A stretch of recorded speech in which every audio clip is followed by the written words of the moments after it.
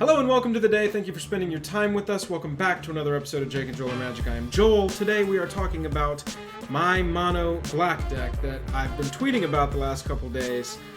I played Monoblack original, right when I started playing. Round Invasion block, Apocalypse block. One of my favorite cards was Phyrexian Rager. That was one of the cards that I really thought that was going to be my play style. Play small creatures that hit you a little bit, draw you more resources, and it's kind of this suicide all in. If you've seen our EDH deck tech on the channel for Erebos, you've seen the kind of deck that I like playing, and this is it. Normally every standard I build a mono black deck just to screw around, but this time around it feels kind of different. I've been playing the Core 2020 leagues that they're using here at the end of the season to let players grind XP. So let's go ahead and take a look at the deck. This is it. This is the Mono Black deck that I tweeted about. It's changed a little bit, but we'll get into that later. This was the first build. One of my favorite one-drops right now is Knight of the Ebon Legion. Knight of the Ebon Legion is so many things. It's a 1/2 when it drops in, but it can turn into an even bigger creature with Death Touch for just one activation of 3 mana. You've got Disfigure because there's so much Risen Reef running around. At the very least, we'd love to have an early answer to that. And there's a lot of 2-butts that are very well taken out by Disfigure. Duress, turn 1, is one of my favorite plays. It's one of Jake's favorite plays. It's one of our favorite cards to use. We want information. We want to see their hand. We want to go ahead and take that Planeswalker or whatever is the early thing or whatever is the late thing that we don't want to deal with or don't have a great answer to in the deck. We want to go ahead and take that out of their hand. Turn 2, Order of Midnight, one of my new favorite cards from Throne of Eldraine. Early on, it's an adventure early on, it's a 2/2 flyer, and so you can get that pressure on early. Late game, or later, it's an adventure. You can return a creature from your hand, it exiles and then becomes a 2/2 flyer. I think we're going to have a lot of fun with the adventure mechanic in Eldraine. Our other 2-drop right now is Yarok's Fenlurker. Yarok's is cool because it's kind of a Duress on a stick. It's a choose your own Duress. Pick a card, exile it. We get a body left over that can grow, but more likely can be sacrificed later on. Rotting Regisaur. Rotting Regisaur in the 3-drop slot is a 7/6, and it's got the drawback of having to discard a card at the beginning of each upkeep. But this card doesn't have a lot of once it's resolved answers that are being played right now. Everybody's playing Lava Coil, Shock, Chandra's Triumph, 3 damage, 2 damage, 4 damage spells, and a 6-butt against most decks is pretty much game once it's resolved. They're going to have to, at the very least, multi-block it. You can get a 2-for-1. I've even gotten a 3-for-1. Davriel, Rogue Shadowmage. We're trying to empty their hand. You see Duress, you see Fenlurker. Shadowmage does the same thing and punishes them for having an empty hand. So as long as we're taking stuff out of their hand and they're continuing to play what they can from their hand, Davriel's is going to punish that and just be that 2 damage bleed every turn. Nixilis' Cruelty gets us around indestructible stuff. It lets us exile a creature. It is -5/-5, so it can hit up to a 5-butt, but sometimes you just want to exile that pesky creature that keeps coming back and you don't want to see it anymore. Murder, because it's the best removal we've got available right now until we get that new card from Eldraine that adventures to murder at sorcery speed and then comes back as a creature. Dread Presence, because there's not a lot of decks that can fully take advantage of this card, and I've had a ton of fun playing it. Look at that. Draw a card, lose 1 life. It's that Phyrexian Rager all over again, just like I was talking about. And it lets us also possibly gain back some life from losing against all the burn decks that we've been playing lately. Cavalier of Night, talking about gaining life back, it's got lifelink. Also, Cavalier of Night, like all the Cavaliers, does a lot. It's got an ETB of sacking a creature, killing a dude. It's got an exit the battlefield, also ETB, I can't abbreviate that one as well, of returning one of those things that we sacrificed, probably a Yarok's Fenlurker, to the battlefield. And then Liliana. If we can resolve a Liliana and we've got protection for her, that should pretty much seal up the game. The only thing that is different, I could be running 24 Swamps, but I did decide to put in 2 Blast Zone just to give us a board wipe option or a multi-wipe option if we wanted to.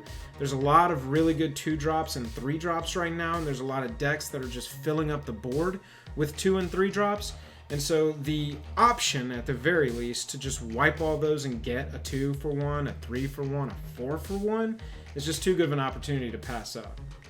So now that you've seen the deck, I wanted to take you through an actual match that I played. As you see, it's already in progress here. I've sped it up. I kept a hand that I probably shouldn't have kept, but it had first turn Duress, second turn Order of Midnight, so I can get a 2/2 flyer going. And I was probably a little ballsier than I needed to be. From the first Duress, you saw that they've got 3 Sorin's Thirst right out of the gate. So we went ahead and Duress, took one of the Sorin's Thirst. We knew we were going to play the Order of Midnight into a Sorin's Thirst, but we're just trying to get them out of their hand at this point.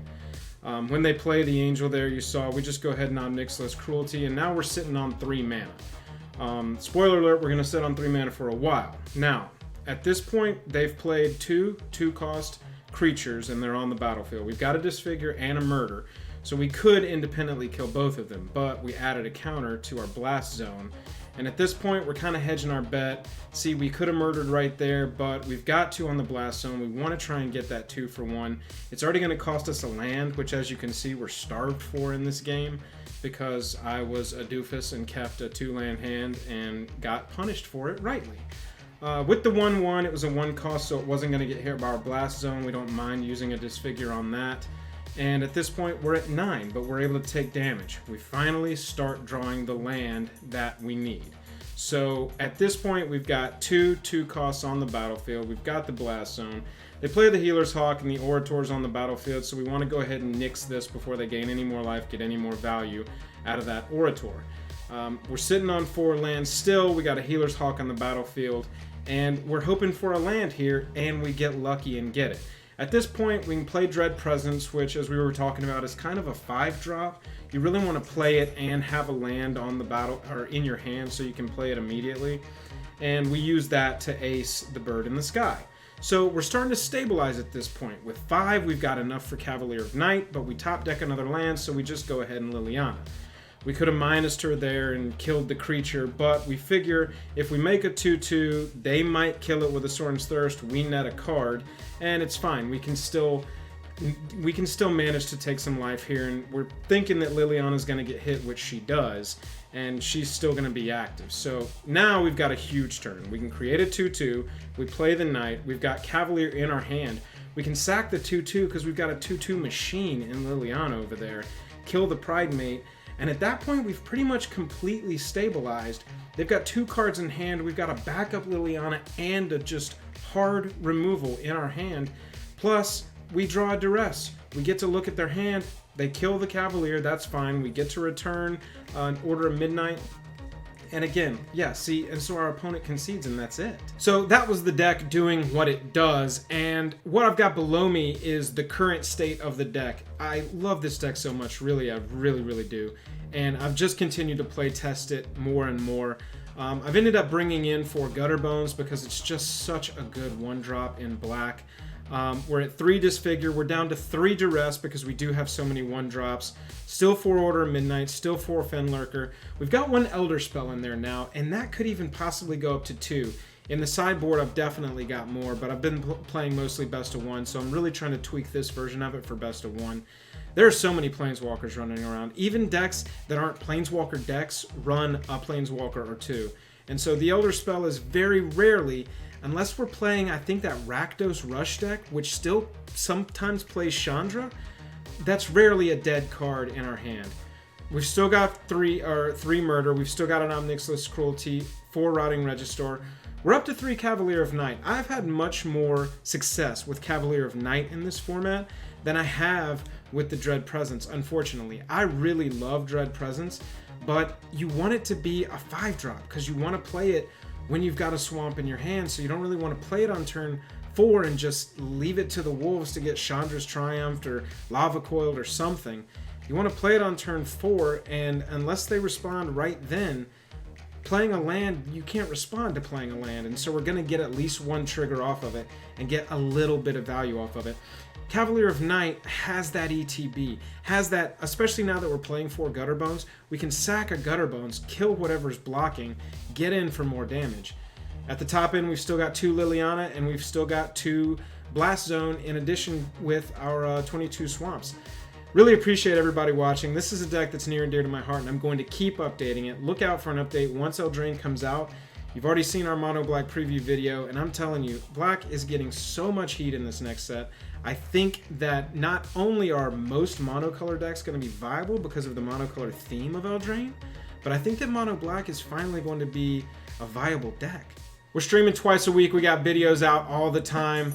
We appreciate it. If you liked the video, consider subscribing. That really helps us out so much. Other than that, I'm tapped out. I'll catch you next time. Later.